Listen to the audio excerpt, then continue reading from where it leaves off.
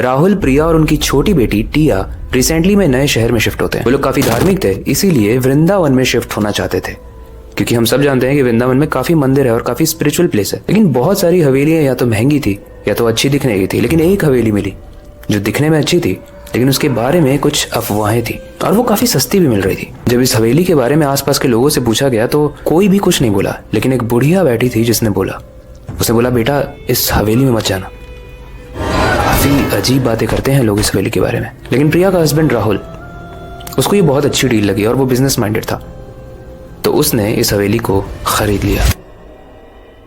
अब जब हवेली में वो लोग आए तब तो सब कुछ नॉर्मल था। मतलब पहला कदम रखते ही एक ठंडी हवा चली थी, लेकिन उनको लगा होगा ये नेचुरल हवा ही तो है। टिया आते ही बहुत एक्साइटमेंट में एक रूम की तरफ दौड़ी। जब राहुल और प्रिया उसके पीछे भागे तो उन्होंने देखा कि टिया के हाथों में एक पुरानी गुड़िया है, एक छोटा सा पपेट जिसमें नाम लिखा था मोहन, और इस पपेट का नाम उसी गुड़िया के ऊपर ही लिखा हुआ है। लेकिन स्ट्रेंज चीज ये है गाइस कि वो पपेट इतना रियलिस्टिक दिखता था मानो कोई असली का बच्चा हो। प्रिया ने उस गुड़िया को लेकर वहां से फेंकने की कोशिश की, लेकिन टिया बहुत जोर जोर से रोने लगी और अंत में टिया बोलती है कि मम्मी, मोहन मेरा दोस्त है, वो हमेशा मेरे साथ रहेगा, ठीक है, आप मेरे से नहीं छीन सकते ये। लेकिन उसी दिन बीता और रात का समय आया और उसी रात 2 बजे राहुल सुनता है कि उसकी बेटी टिया के कमरे से किसी के हंसने की आवाज आ रही है। लेकिन यह हंसी एक अजीब मुरझाई हुई आवाज थी और जैसे ही राहुल दरवाजा खोलता है उसका खून जम जाता है। टिया तो गहरी नींद में थी, लेकिन मोहन यानी वो पपेट उसके बेड पर खड़ा था और उसके हाथ में एक छोटी सी छुरी भी थी। और राहुल जैसे ही भाग के उस गुड़िया यानी उस मोहन के पास गया, वो गुड़िया एकदम से लेट गई, जैसे वो खड़ी ही नहीं थी।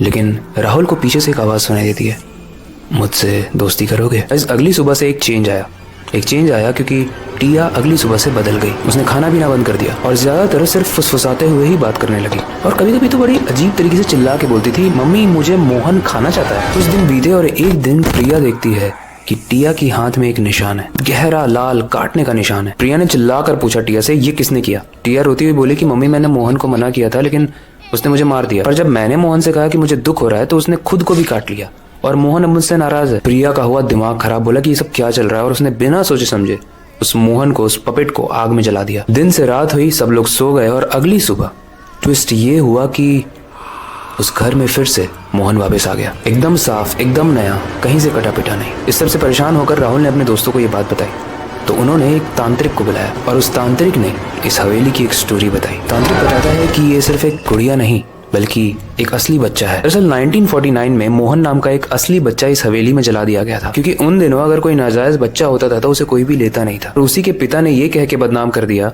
कि ये बच्चा एक शैतान है, इसलिए उसे उसने जला दिया। लेकिन उसकी माँ काफी इमोशनल हुई और उसी के राख से एक पपेट बनाया। लेकिन उस पपेट के बनाने के बाद वो बच्चा असली में उस पपेट में आ गया और आज यही पपेट इन लोगों को दिख रहा है। जब तांत्रिक ये सारी चीजें बता रहा था तो प्रिया नोटिस करती है कि किचन से कुछ आवाज आ रही थी। लेकिन जब प्रिया ने किचन में होता हुआ दृश्य देखा तो उसका कलेजा उसके मुंह में आ गया। टिया अपने हाथ में छुरी लेकर अपनी उंगली काट रही थी और हंस रही थी। उसकी आंखें एकदम काली पड़ चुकी थी और टिया के अंदर से मोहन की आवाज निकल रही थी और वो कह रहा था, मुझे और साथी चाहिए। तांत्रिक ने बताया कि इस मोहन पपेट को शांत करने के बस 2 ही तरीके हैं, या तो इसे इसकी माँ के पास भेज दो और या तो इसे मार दो। राहुल और प्रिया ने इस पपेट को तोड़ने की कोशिश की, लेकिन वो फिर जुड़ जाता था।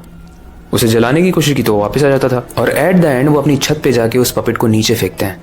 तभी वो एक शेडो में कन्वर्ट हो जाती है और बड़ी सी शेडो राहुल से पूछती है, मेरी माँ कहाँ है? और जैसे वो शेडो बाहर आती है उस हवेली में आग लग जाती है। राहुल और प्रिया वहां से भागते हैं और टिया लगभग जलने ही वाली होती है कि टिया को उठा के बाहर ले आते हैं। वो पूरी हवेली जल जाती है और बाहर आने के बाद ये तीनों लोग यानी राहुल, प्रिया और टिया एकदम सेफ फील करते हैं। राहुल प्रिया को बोलता है, थैंकफुली सारी बला टल चुकी है। लेकिन जैसे ही वो टिया को देखता है, वो देखता है कि टिया हंस रही है, उसकी आंखें एकदम काली हैं और उसके हाथ में वो पपेट यानी मोहन है। वैसे कहानी सिर्फ कहानी नहीं है, आज के दिन में भी काफी सारी गलियों में इस छोटे से बच्चे यानी मोहन को देखा गया है, जो है बहुत छोटा। इतने छोटे में तो कोई बच्चा चल भी नहीं पाता है, लेकिन